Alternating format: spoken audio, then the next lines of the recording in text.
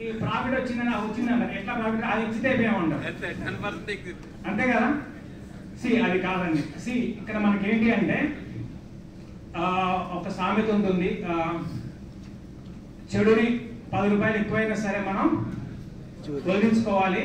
అంటే స్టాక్ ఫండమెంటల్గా బాగాలేనప్పుడు అది లాస్ వచ్చినా సరే, 10 రూపాయలు లాస్ వచ్చినా, 10,000 లాస్ వచ్చినా, 1,00,000 లాస్ వచ్చినా, 2 లక్షల లాస్ వచ్చినా వదిలేసుకొని బయటకు వచ్చేయాలి. మంచిని కావాలంటే మంచి స్టాక్ని కోరమండలో లేకపోతే blue star, Elecon engineering last time చెప్పాము మనం. సో అటువంటి స్టాక్స్ని కొంచెం ఎక్స్పెన్సివ్ అయినా సరే కొనవచ్చు. మీకు పాయింట్ అర్థమైంది కదా.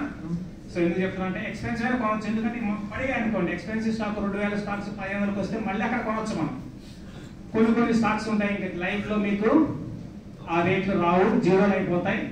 బ్రైట్ కామ్లు కొన్నారా? బ్రైట్ కామ్లు, మిక్ ఎలక్ట్రానిక్స్లు, ఓకే, భీమా సిమెంట్లు, బీజీఆర్ ఎనర్జీలు, మాస్టిప్లు. ఇప్పుడు మాస్టిప్ని దాని గురించి చెప్తూ ఉంటారు. ఓకే, ఇది కాదండి, ఇట్లా కాదు. అంటే అందరూ ఏమనుకుంటున్నారో అవన్నీ కాకుండా మనం ఏదైతే మాట్లాడుకున్నామో దాని ప్రకారం మీరు ఒక ఫండమెంటల్గా ఒక ఆర్గనైజ్డ్గా ఇన్వెస్ట్ చేస్తే డెఫినెట్గా మనం ఫ్యూచర్లో సంపాదించవచ్చు.